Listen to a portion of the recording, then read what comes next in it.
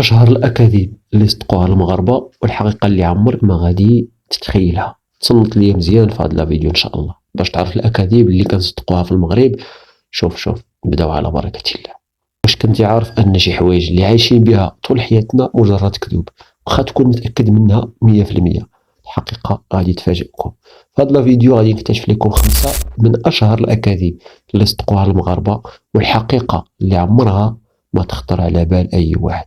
اولا، السياحه في المغرب ماشي مهمه في الاقتصاد. بزاف ديال الناس كيشوفوا ان المغرب عايش على الفلاحه وعلى الموارد الطبيعيه فقط، ولكن الحقيقه هي ان السياحه كتشكل اكثر من 7% من الناتج الداخلي للمغرب، وتوفر اكثر من 500 الف منصب شغل.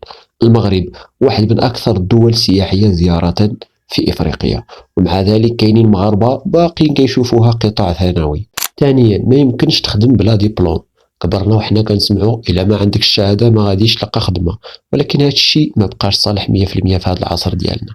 اليوم كاينين الاف الشباب، الاف المغاربه كيدخلوا الفلوس من الانترنت بلا ما يكون عندهم حتى شي دبلوم، غير بالمهارات بحال التجاره الالكترونيه، الفريلانسر، انشاء المحتوى.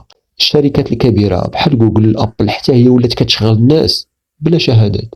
المهم عندهم هما المهاره والتجربه. ثالثا، السردين ارخص من اللحم حيت عندنا البحر.